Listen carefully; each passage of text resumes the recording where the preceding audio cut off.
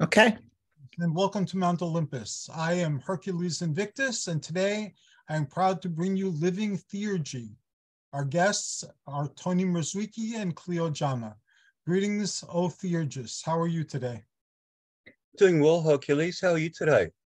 I'm doing fantastic, a little bit worn. I've been phenomenally busy, but other than that, good. Good things are happening. And Clio, it's great to have you back on the show. Well, thank you. And I love being here and I'm doing well. Glad to see you both and love your background, Tony. I need to get that. You. I'll ask you later. It's basically the tree of life. No, I know what it is. I'm just trying to figure out how you got it as a background, like just specifics. That's all. I can't figure out the backgrounds on there. They switched some of the buttons. They've done that several times.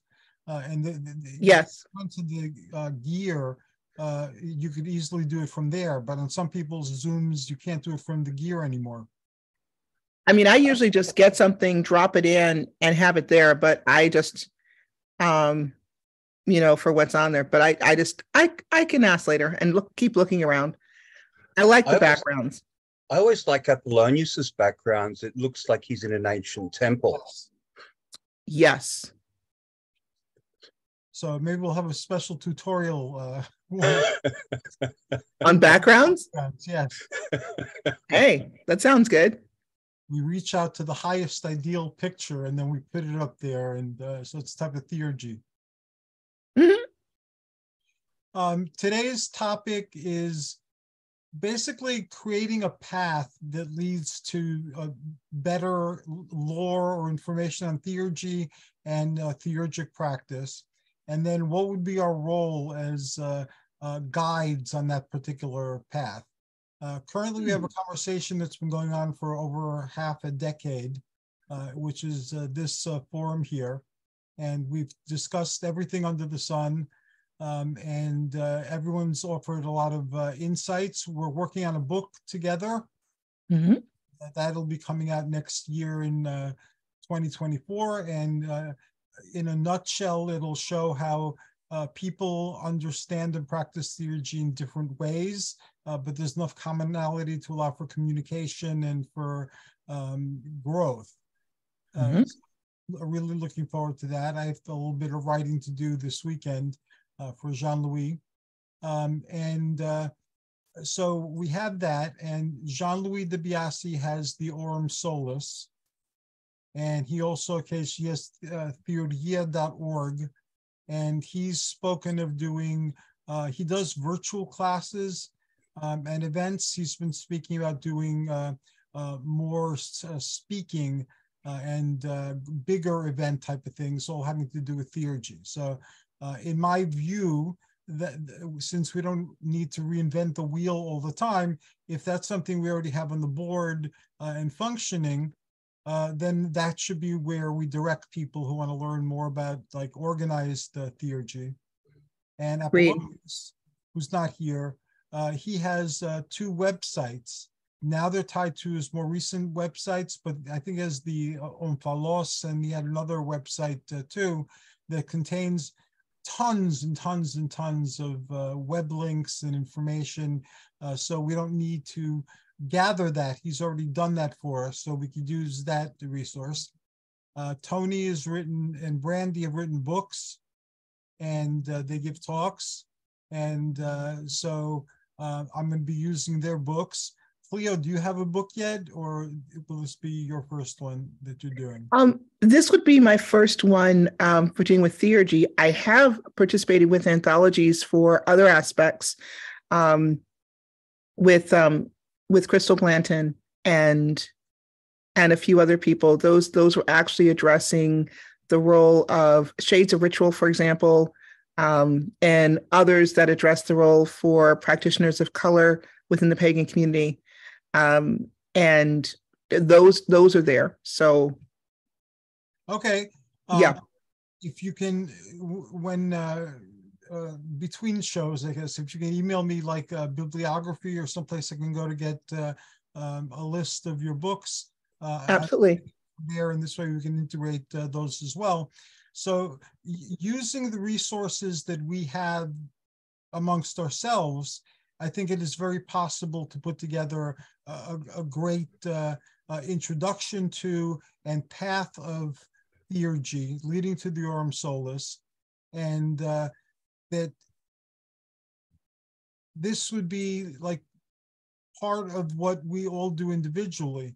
And I'm not only doing it for Theurgy, I'm doing it for other aspects, like Tony's book on Melanismos, Apollonius's book on divination. You know, these are all other Greco-Roman or Olympian pathways that I'm including in what I'm doing. And part of what I'm doing too is I'm building a school where people can teach. So each of us has taught and does teach. So this would be part of it too. So, Quick question. Are we talking about an online school or a physical location? both. Both. I'm in New Jersey, northeastern New Jersey. Most people are not in northeastern New Jersey. So I've already started in northeastern New Jersey, you know, creating different things. Like I have a Theosophia. Theosophia or Theosophy means divine wisdom or divine insight. And we have one class a month where we share information on a variety of esoteric topics. So it'll be like reincarnation. So I'll talk about reincarnation a little bit, and then everybody from their studies will share their understandings of reincarnation. We've talked about totemic shamanism, we've talked about karma, we've talked about all sorts of different things. And we're not using language that belongs to any particular tradition. We're using the general theosophical definitions that help give birth to the New Age because they're very familiar to people. So the Theosophy, that's what that's doing. And then we also have different esoteric topics that we do. We're building a lodge. And all this is started, by the way, and it's in various stages of completion. So we started teaching here to the audiences that are local. But soon what we're going to do is we're going to have classes available online through Zoom. So I'll have them here live, and then there'll also be a Zoom version. And later on, as we get more sophisticated, we could kind of merge the two, but I'm certainly not there yet. So, so because we have these conversations and we've had them for like 6 years, there's a lot of material that people can get just from our conversations, but we haven't really dealt with a particular topic in any great depth. You know, we've talked about a lot of things. We haven't really focused on teaching topics. So the school or the Athenaeum, that's what it would do. So I'm starting with people who are hosts or repeat guests on the show because I've known them the longest, and pretty much we've talked a lot. So they know where my mind is. And I was wondering what your thoughts were on that and how you feel that your work could best contribute toward like an online school.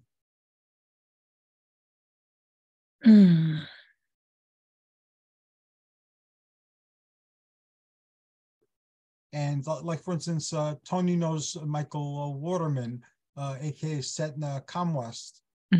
So Setna has an Egyptian tradition that he's been immersed in that has its roots in many different systems, including early Wicca. So he's been doing that his whole life, and now he'll be able to reach people through an online classroom. They could interact with him, they could see what he's doing, and so in addition to what he's doing locally, he'd have that where he could set up classes and teach them on Zoom through the school. So is there a topic that either of you has that you would like to teach that fits into the overall theurgic background that we've built, the foundation upon which we've built? Let's just think it through. It seems to me that the Aurum Solus already has a comprehensive curriculum for those who want to immerse themselves in theurgy. The Golden Dawn have a similar sort of process. The AA have that as well. And there may well be other schools out there that do that already. So whatever school we set up would have to run in parallel with those schools. And I think it's wonderful having Jean-Louis on board so he can, give us tips and pointers and the like.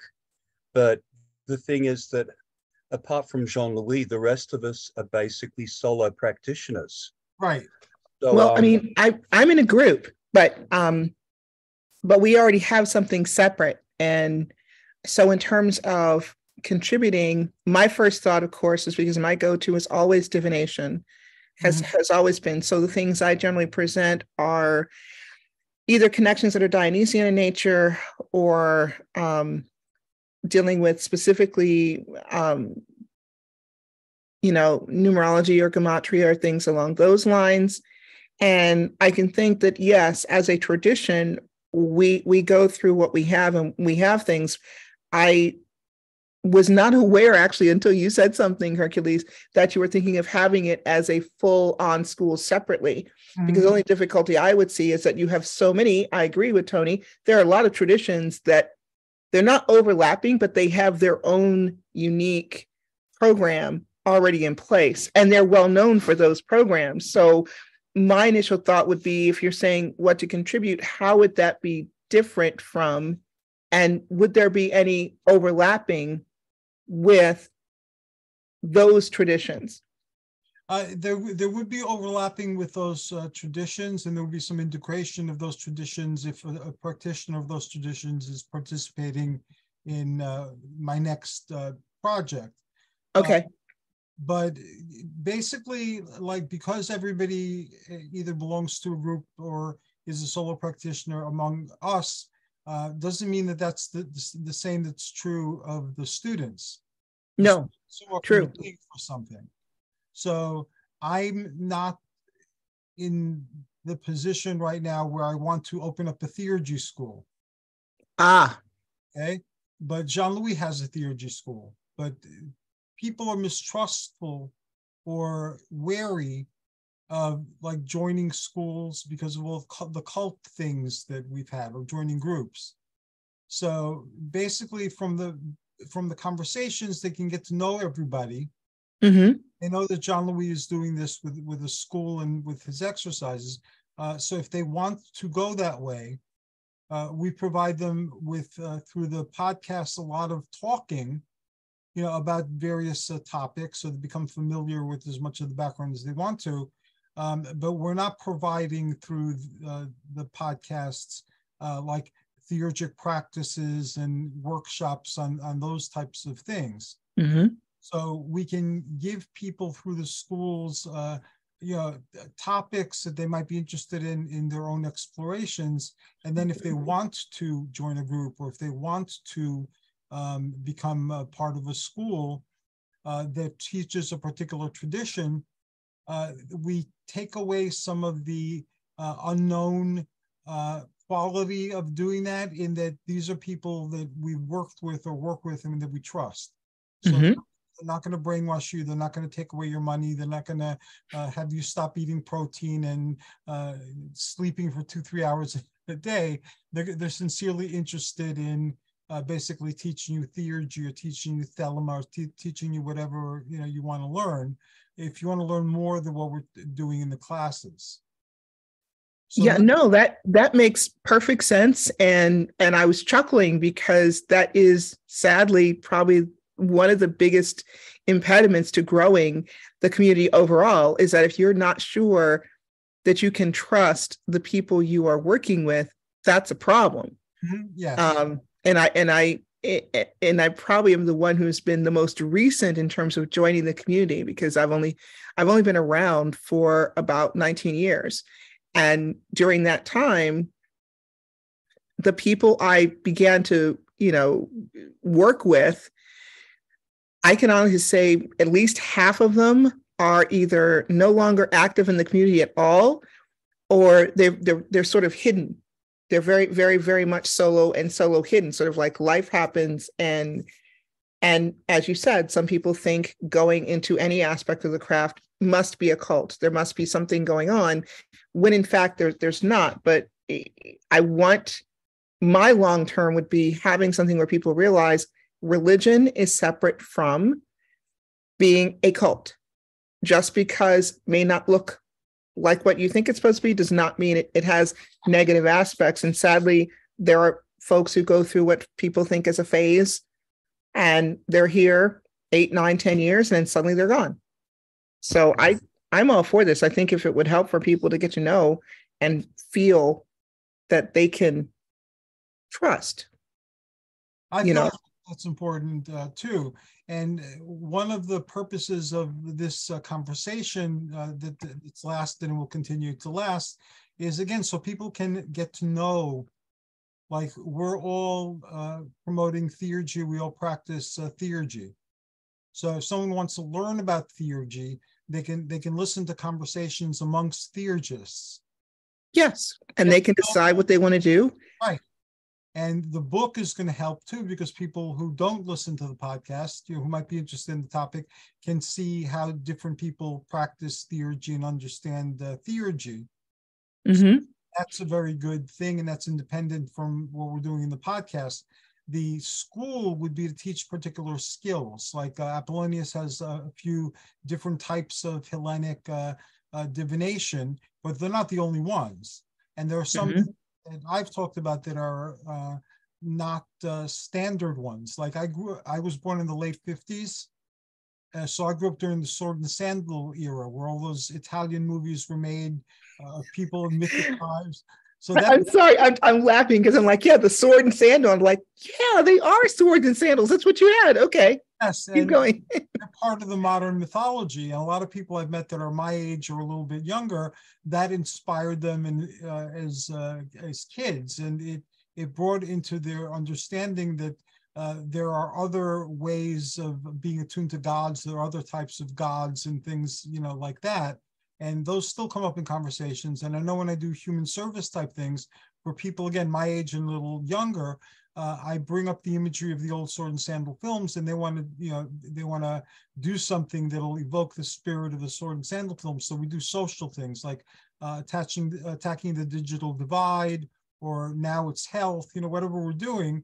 And it becomes a mythical adventure that they can identify with. It isn't looking at ancient Greek stories or reading Homer or anything like that. It's these movies, being a hero in one of these movies.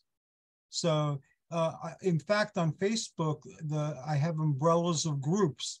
My sword and sandal cinema groups have in total over 30,000 people in them, which is a lot more than my Hellenic or Olympian or other type of groups have. So do you think that's because people can relate more to cinema as a path to understanding theurgy, or what they perceive as? It becomes a vehicle of mythology. In ancient times, they had storytellers, they had musicians, they had plates, and they had cups, where things were painted on. And that's how these stories lived in the popular culture of their time.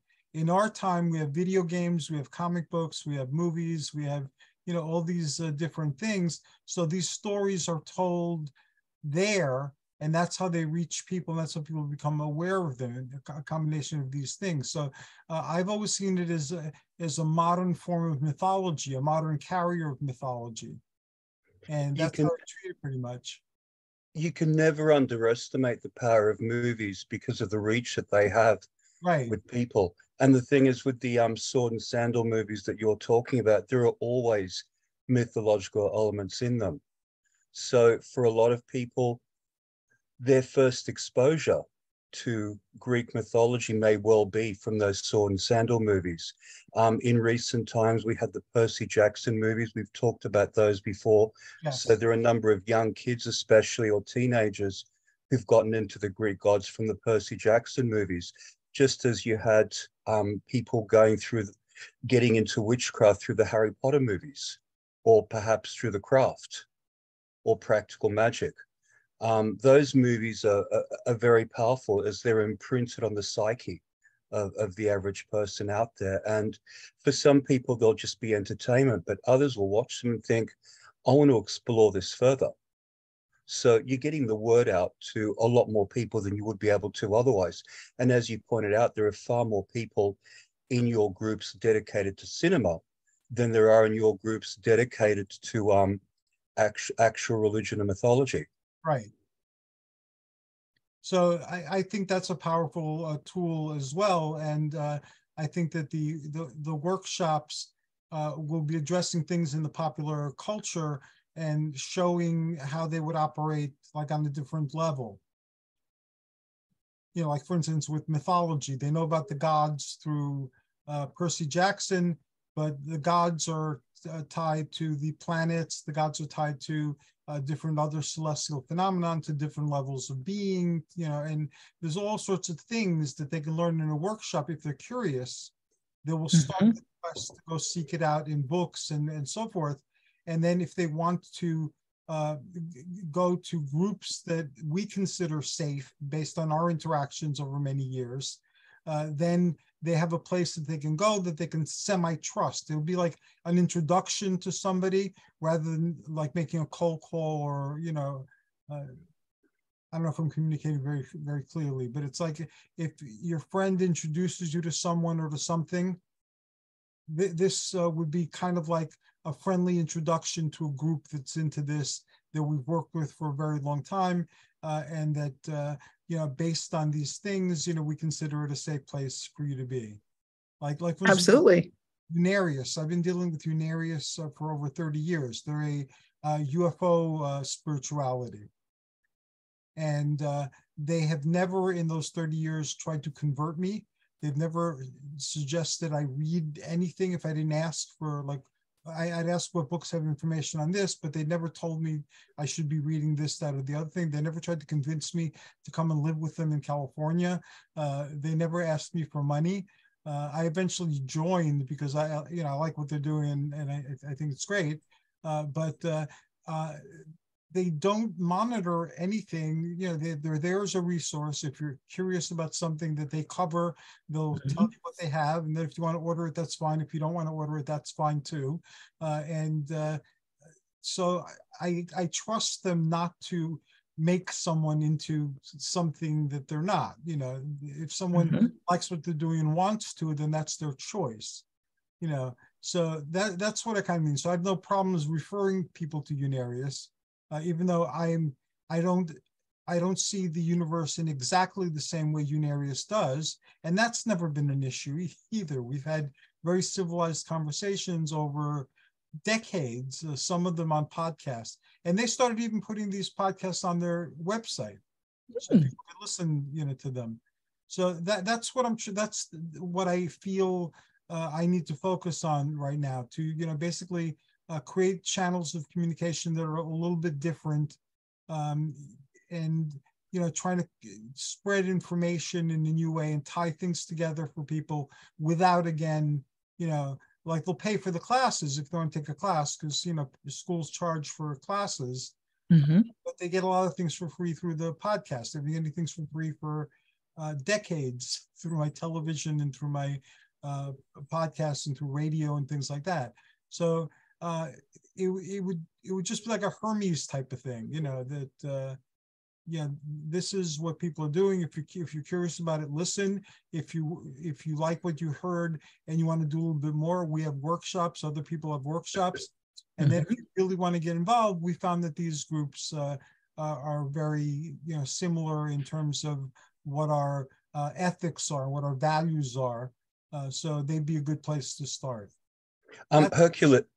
Hercules, going off on a tangent for a minute, have you been in contact with the Unarius people since the whistleblower revelations about our government having somewhere between 12 and 15 alien craft?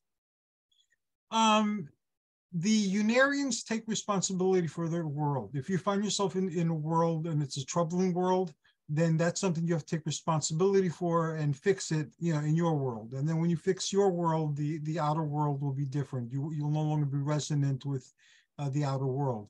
So they've said a lot of these things that we're hearing now since the beginning.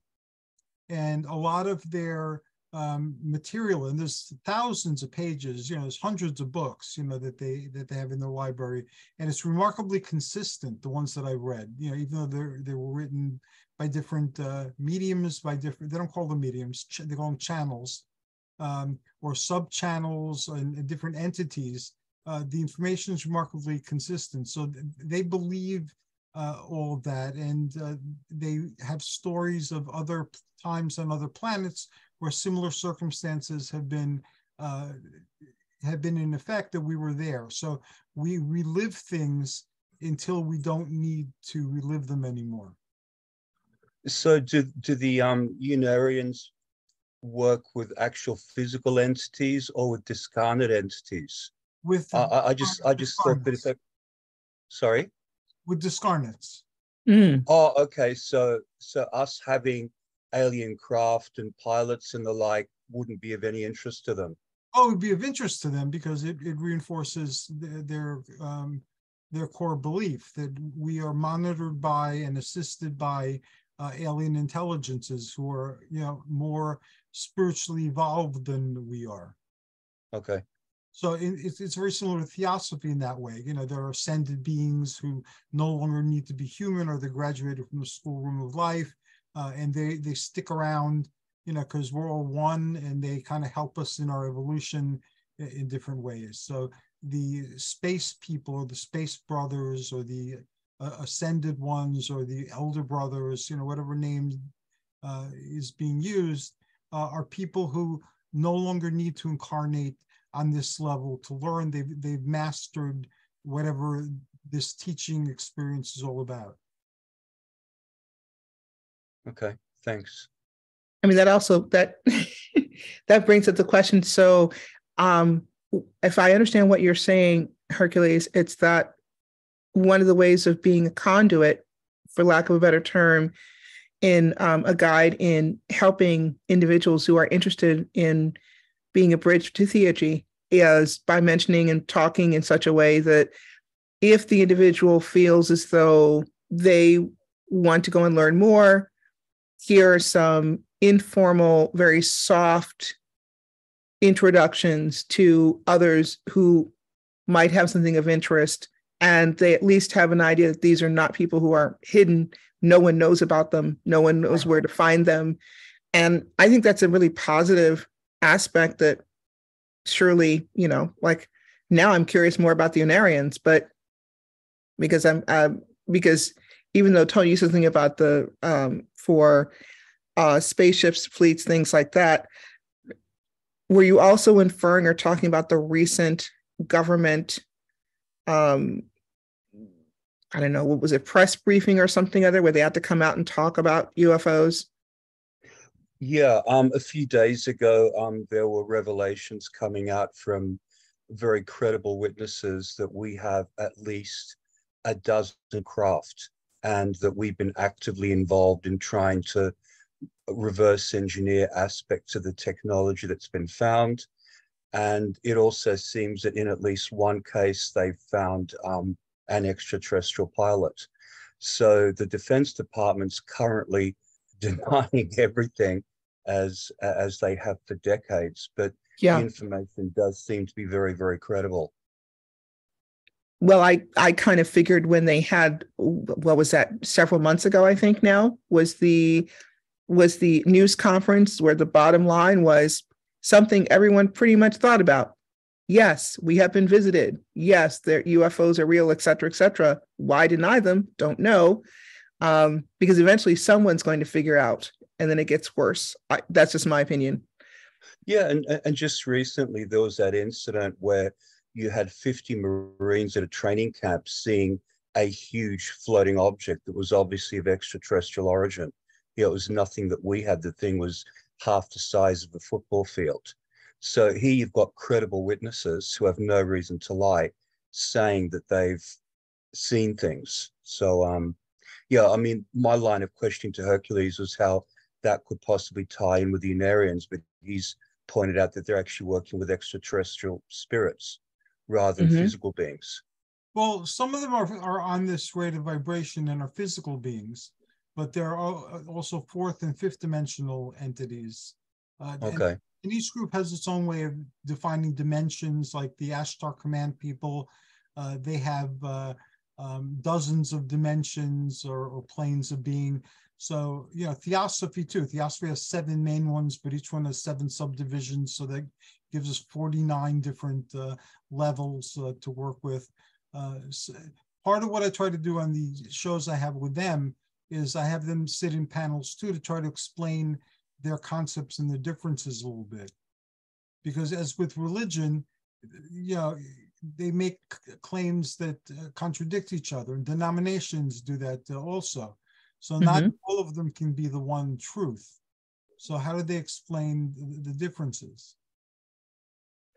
I think that's also important if you're going to be talking about things with theurgy, that because various traditions are different, I think one of the issues that makes it very difficult if you're coming into any aspect that is non-monotheistic is there such a thing as one true religion? And if not, a lot of people are like, well, no, it's not just one true religion. But what gets the press is this is in comparison to a one true religion. Take your pick as to what it is. And that's the impression that I always get. So I think that having that awareness all the time in the back of your head that it's more than just one can actually eventually, I hope, create a sense of unity. That you're not just looking at things through one lens and having everything, either it's this or it's bad. And I think that's why one of the largest growing are people who are saying, I'm not affiliated with anything because of that coming up with, it must be this. It has to be one particular lane. That's it.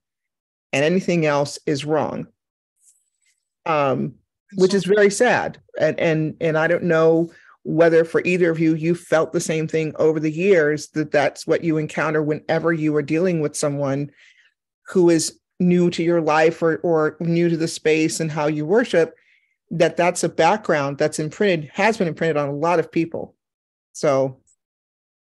Absolutely, Clio. I grew up Catholic, and as a Catholic, I believed that I was part of the one true church, the one true religion, and that I was part of the only church that mattered. So if I was in one of the Protestant denominations, I would have been wasting my time.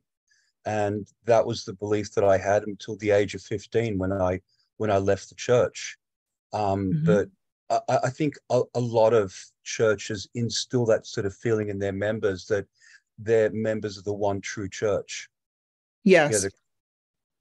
And actually, on that same note, similar, but still connecting with theurgy, the recent news about the Southern Baptists who decided to, yes, even though apparently they'd already decided this 2 decades ago, to now reinforce it, yes, you cannot have women pastors, which you might think, well, that doesn't matter as much, but I see it as something that if people see that and it gets lots of press and lots of news, but you don't see that with other denominations. And because I personally had such a weird coming up, educationally Roman Catholic, but then also African Methodist Episcopalian on my mother's side and Baptist on my father's side. And one of the things culturally I grew up with learning is that you either are a Christian or, poor thing, you have something wrong, and eventually your life will get better when you come back to the church, whatever denomination. And I think that's another aspect that comes up when you're talking about people's understanding of divinity and what theurgy is and how to get to it. You have to rip off the past imprinting, almost I'd say indoctrination, in order to get to a point where you're able to accept that there can be any number of paths that work. And I don't know if that is something that comes up very often when this is beginning to be discussed, other than people who come and they're wounded. I don't know, for lack of a better term, they're wounded emotionally, they're wounded spiritually, and they show up because they're not quite sure where they want to go next. And neither that's a wonderful starting point, or it's a very crucial and dangerous starting point, because you're vulnerable at that stage. Yes. Until you figure out who or what you are. And some people figure it out on the path. Some people think they figure it out, and then it's you don't see films like this unless they're almost horror films. I grew up in a Greek parochial, Greek Orthodox background. I went to Greek parochial school for 8 years. So we too were the one true religion. The people spoke not only Aramaic but Kini, which is basically like a merchant's Greek language at the time of Jesus. So we've been around since then. So the other ones are modern inventions. They're heresies, they're blasphemies. Even though they might be sincere efforts to find truth or looking in the wrong places.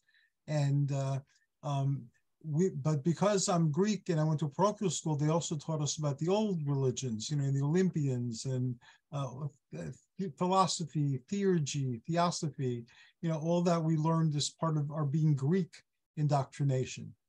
So it didn't have this effect on other kids, but on me it did, because all of a sudden I had a choice.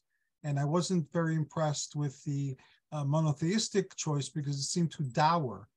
And the goal was to get to heaven so that you could be on your knees forever saying hallelujah. And I have attention deficit disorder, so I can't do that longer than a minute without. So with the Greek things, you had the Elysian fields, you had the hell like Tartarus, and you had the powers. But the powers weren't all knowing and all perfect. They did things according to their nature, but they used power because they could use it. And there was no justification that it was for anybody's good or whatnot. And I found the monotheistic religion to be very, very hypocritical in that way. And it seemed, I had to read the stories, and I read the entire Bible, that we are put here to be tortured, by the monotheistic God. And that Gnosticism has similar beliefs with archons and aeons and things like that. So I started seeking alternatives.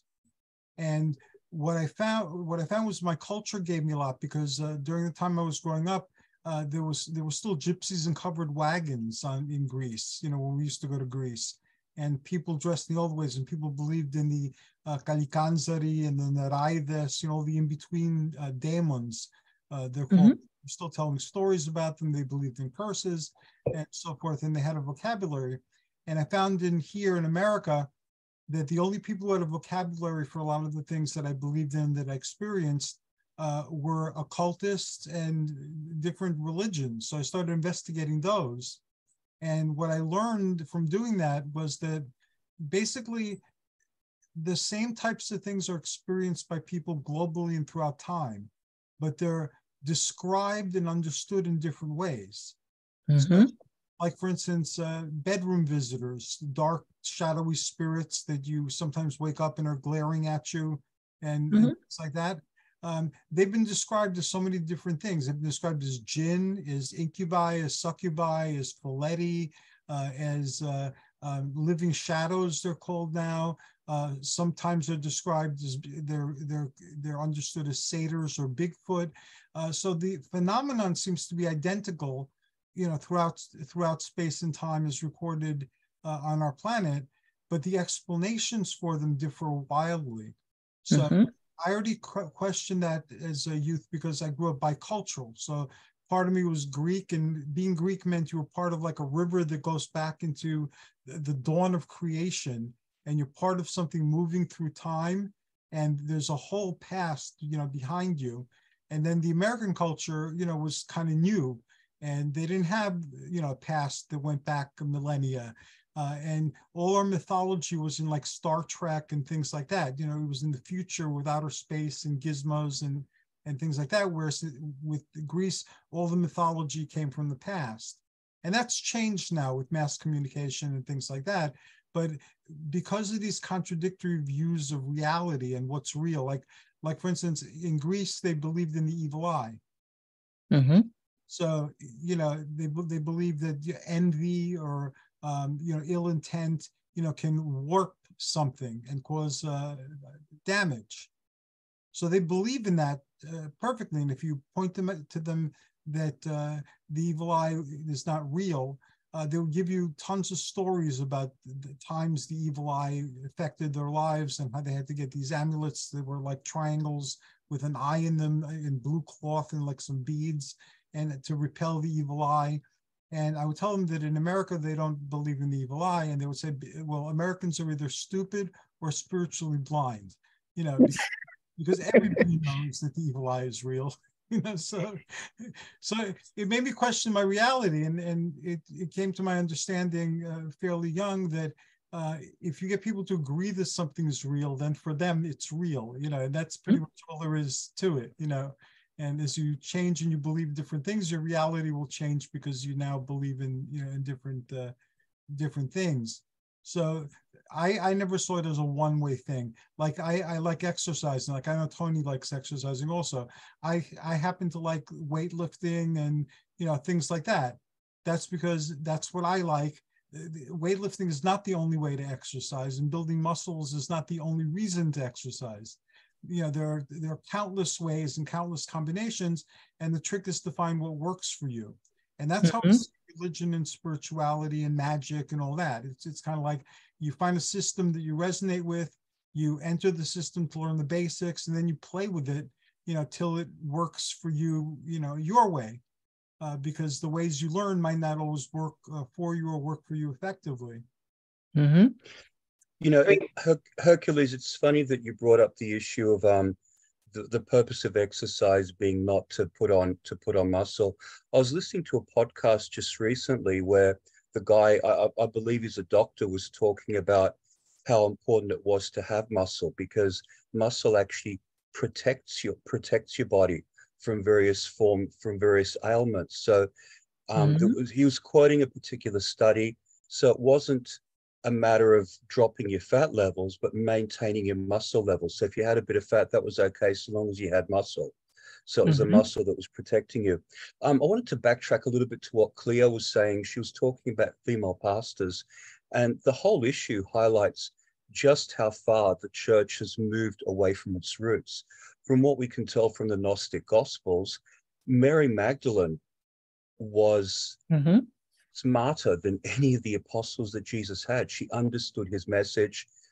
She was far more in tune with the message that Jesus had. And the other apostles were upset that he would actually kiss her on the lips. So hence you've got these stories of them being in a romantic relationship. Whether that's true or not, I'm not 100% sure, but I wouldn't have a problem if they were in a romantic relationship. But the early church had female priestesses, and their role was just as important as those of the males. However, once Peter took over the early church, he was a misogynist, and he minimized the role of females. So it was Peter and Paul that minimized the roles of females. If we had stuck with the early model of the church, you'd have male and female priests. So it'd be a far more egalitarian sort of religion that I would have been far happier with, and I may not have left and gone onto my path. Well, since you mentioned that, I was going to ask Hercules about the evil eye, and just in commenting that just as it is in Greece, and it's funny because I just saw a movie last night where that was actually came up as a part of it. But also the first thing I think of is the Hand of Fatima and other expressions of warding off evil that are in different countries. So if within the Middle East you have, regardless of whether you're in a Middle Eastern country, or if you're in Israel, you still have images that you'll see women wearing the symbol to ward off evil. The same thing, you'll have something with the evil. It's different countries. And so I was also internally chuckling at the, what was it? Americans are either, stupid or spiritually blind. And you could argue both, actually. Or that the country as a whole is too young, because you're under 1,000 years. You could say, well, we're babies, as opposed to others. But that's what I was going to say about that. What you were talking about, Tony, in terms of the female pastors, what I find interesting is when I was in Catholic school, my break came very early, but I stayed going to school because, well, you can't emancipate yourself at 9 usually. and I love my parents, so that wasn't going to work. But I remember being indoctrinated as to the difference and the split between what basically became everything that was Eastern, Orthodox, Serbian, Russian, Greek, everything, down to, it was, to me, I was like thinking, you're kidding. This total split is because of one or two very small issues, such as how many fingers you use to make the sign of the cross, or how many, who is going to be head, can you be married, can you be not? And to think that, I agree with you, Peter and Paul misogyny, you're kind of also shooting yourself in the foot, because a lot of people, I understand, would leave Christianity because of those restrictions. And the sad thing is, for the Southern Baptists in specific, they're considered the largest denomination of that particular aspect of Protestant Christianity in the United States. There are a lot of women who would clearly decide they would want to go elsewhere. And if you're going just on numbers with gender, you're just throwing away and narrowing the focus. I think one of the good aspects of what we're talking about are things that will broaden, not narrow, so that people feel left out. Because if you don't feel that you can participate fully, or that you're not valued just because of your gender, then you're less likely to, in the long term, want to stay or want to participate, and you might just feel lost. And so you're an example. For example, Tony, if you would have stayed, if things had been a little bit different, I wonder how many other people would equally say, yes, I would have stayed if I didn't feel rejected. And the role of religion is not to reject someone. At least I don't think the role of religion is meant to reject, but we are living in a world where there have been more people going to something because they felt rejected from something, rather than going to something because, hey, I still feel comfortable with my home base, but I want to explore something else. And there's this key role. And I think it does play into why people may want to embrace or find out more about theurgy. I was lucky in being born to the home that I was born into, because my family kept reinforcing that, they knew I wasn't going to heaven because, as the Greek Orthodox heaven, but they'd insist that I was going to Olympus, and that it's okay to visit because we're Greek, and no godly rule as to prevent Greeks from visiting other Greeks, especially if they're your family. So they were going to go to heaven. I was going to go to Mount Olympus, and then we could visit each other. That's wonderful. Yeah, it is. I didn't appreciate how wonderful until later in life, but that was actually kind of wonderful. The whole evil eye concept actually goes back to ancient Egypt, the Eye of Horus. So it's been maintained in Islamic traditions with the hand symbol that the Clio was talking about. Also, the prevalence of eyes. You have it on Greek fishing boats. There's a little eye painted on them as a protective symbol, so the boats are kept safe when they go out to sea. But it actually, my understanding is it goes back to ancient Egypt. Yes, and the eye is on the phylakto, or the charm that you wear against the evil eye. It's a triangle made of blue cloth, like a dark blue cloth, and there's sometimes there's said to be holy relics inside of the stuffing, and then sometimes there's beads on it, and there's an eye painted on it, and you're supposed to attach it to your T-shirt, and wear it throughout the day. And words too, like when I was researching my operant archetype through time, I found a charm there was written somewhere like in the 1st or 2nd century that says, "Enthade katiki otu Dios, pes kaliniko Hercules, miden isitokakon." Here indwells the son of Zeus, the champion Hercules. Let nothing evil enter. So I found that works. For whatever clearing I have to do, that works powerfully for me. That's actually really nice. Could you write that down? Yeah. Somewhere? Yeah, I'd like to use that myself. Okay, great. I will get you guys an email tomorrow with it. Thank you. Well, I'm sure the others would want to see it as well. I think it was in a book by somebody called Finley on the Greek gods. I think that's where I first ran across it. It's good as a protection spell. Yeah, they used to have, they found it written on walls near doors. Mm-hmm. And I'm sure that the people said it aloud. Like when I grew up, there was you bless the house. So Mm-hmm. go around with like an incense burner with a charcoal and mostly frankincense. And then you would go to every window and door and you would say a prayer, and then you would do the smoke and do a cross to seal the windows and the doors and any place that something could get in, like a fireplace or chimney. I grew up with that. So imagine it was something like that too. They had it written, and then they just reinforced the wards on whatever schedule they had.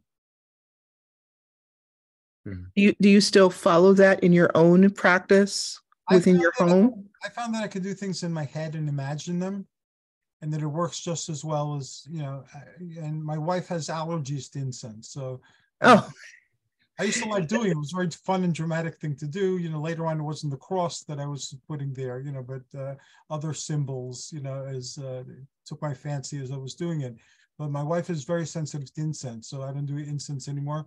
So I find that I can imagine the entire thing, going to each thing and sealing it and saying "En tada katikio tu Dios," blah blah blah, and that works just fine. Did you try using an essential oil burner? I tried even though oils, but no, it wasn't the same. Wasn't the same. The smell bothered the essential oil. I just thought you could have tried a few drops of frankincense oil in water and use that as a substitute. But if it doesn't work, it doesn't work. Yeah, so I found that a lot of my ritual work, I could do it in my imagination now, and it works just as well. So I don't have to physically go through the steps. I find it works really well if you go to alpha through meditation. If you go like past beta into alpha, that there it's very effective to use your imagination. So when you tried it with the essential oils, it was not working because it wasn't strong enough? No, because the smell bothered my wife, and that was always in my mind, that even though this is incense, so it's the actual smell, not the smoke. No, the smoke bothers her, and the smell also bothers her. Okay, gotcha. Yeah, gotcha. So that makes sense. Yeah. Because I tried with the essential oils to put like drops of like frankincense and have those on the altar, but still it gave off an aroma, and the aroma bothered. I was raised that frankincense is that you're associated with holiness, because that's what they do in the church. That's what they would do at home. So for me, it has very powerful, connotations. But I found that in time, I could imagine those just as well, not using the incense as using the incense. I hear you, Hercules. My fondest memories of going to Catholic church involved the strong smell of frankincense. Yes. I absolutely love it. So do I, actually. That was one of the things that I missed.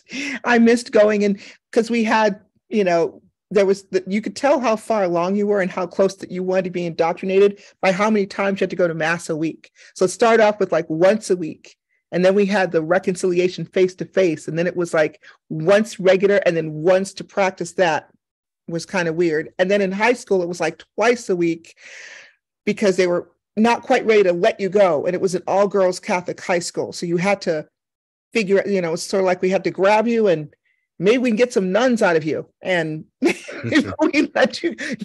I mean, I honestly think there's some things that the indoctrination is so strong. You get a good education. I'm not going to say that, but you get a good education. At the same time, you are pressed into the idea that this is where your life is supposed to go. So either you're going to get married and have kids, or you're going to become a nun. And if you are going to get married and have kids, then you should maybe have something to go to college or a job, but that's all you kind of need.